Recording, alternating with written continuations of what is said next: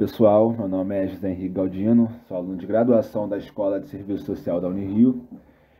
E é um prazer poder, em mais um ano, poder realizar essa troca coletiva com as pesquisas do nosso curso, né?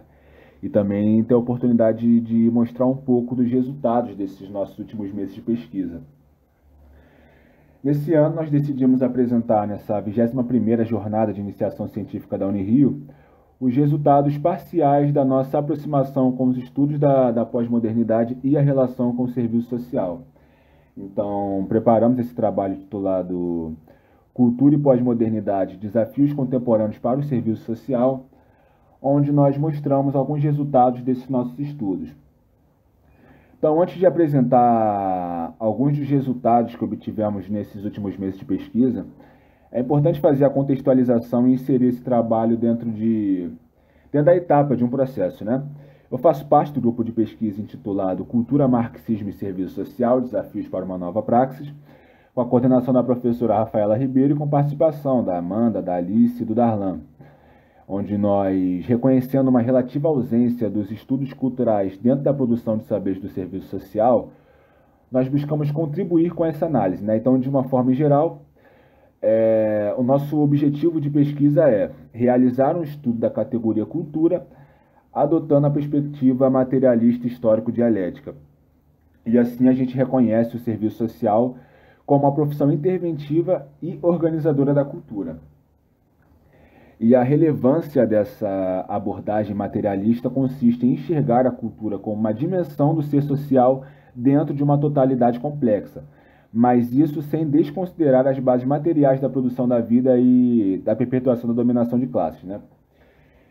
Então, a partir de algumas bases fundamentais do pensamento gramsciano, nós encontramos a visão sobre cultura na relação entre as bases estruturais e superestruturais da sociedade.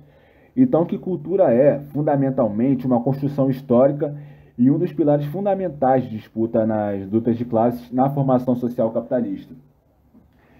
E é justamente observando essa disputa de projetos, nós vimos como o conceito de pós-modernidade impacta na organização da cultura e nos modos de vida e nas articulações da sociedade contemporânea.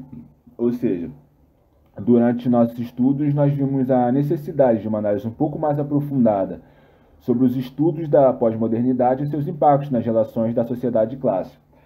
E foi assim que se desenrolaram as análises que deram origem a esse trabalho, né? Primeiro nós fomos atrás do conceito de pós-modernidade, sobretudo através dos autores como Jameson, Lyotard, entre outros.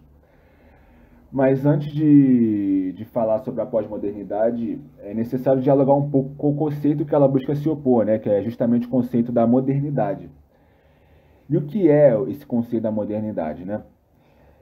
Na contramão de um tradicionalismo que era até então muito presente na sociedade feudal, né, e que guiava toda a sociedade à produção de saberes, veio surgir o modernismo levantando a bandeira de que a emancipação humana viria através da razão, do racionalismo, da ciência e da realidade concreta pensada, lançada através do iluminismo e pelos valores da igualdade burguesa e da liberdade burguesa, né? Então, a principal base do modernismo é que o progresso do desenvolvimento técnico e científico podem levar à emancipação humana. Então, a modernidade ela é uma construção histórica que privilegia a realidade concreta pensada, a totalidade, né, a ciência.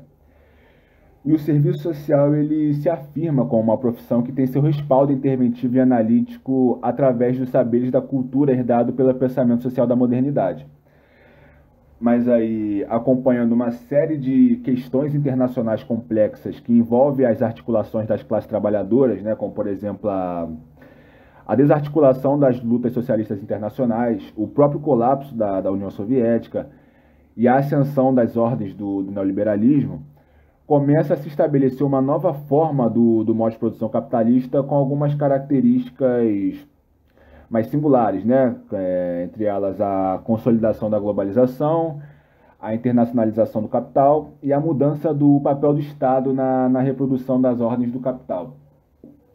E aí surge o conceito da pós-modernidade buscando dar conta desses estabelecimentos, né? E tentar representar as estruturas socioculturais no dia de hoje.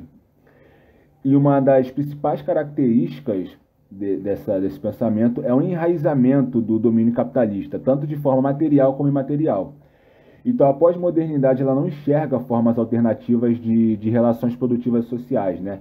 E parte da premissa que o capitalismo está aí, ele se estabeleceu e que qualquer forma alternativa de organização da sociedade são meramente utópicas. Então, a pós-modernidade ela envolve uma mudança de perspectiva. Ao invés de uma análise do todo, ela privilegia a fragmentação, a diferença, a indeterminação, e ela se distancia da perspectiva de totalidade, né, nesse movimento. Então, nesse movimento combinado, ela fortalece o debate do indivíduo singularizado e se distancia da perspectiva de totalidade, né, visando da ênfase às subjetividades fragmentadas. E nessa aproximação teórica, nós vimos como essas ideias pós-modernas de fragmentação da realidade concreta impactam nos modos de vida das classes fundamentais, né, inclusive na cultura.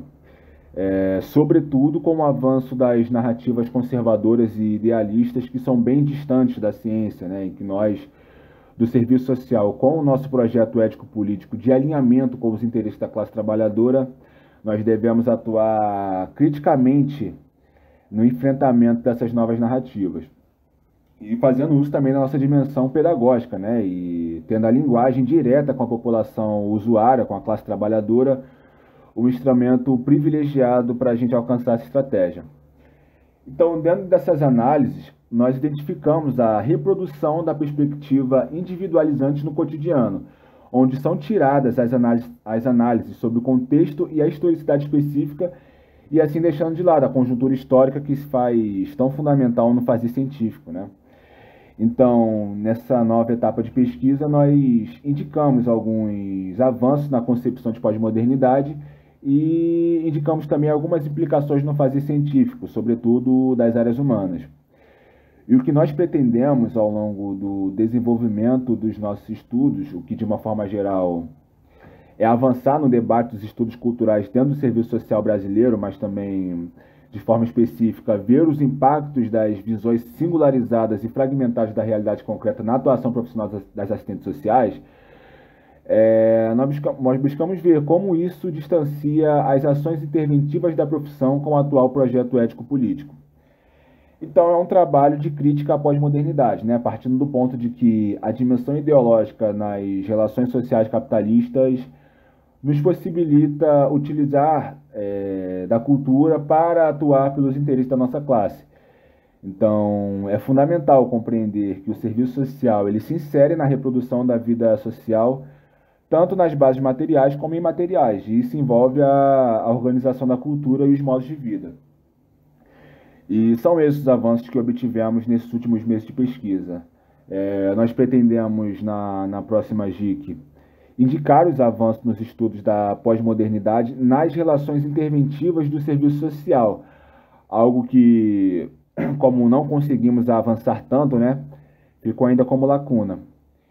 E no mais é isso, agradecer a oportunidade de difundir com as colegas, os professores, os avanços do nosso grupo de pesquisa. E é isso, um abraço a todas e todos.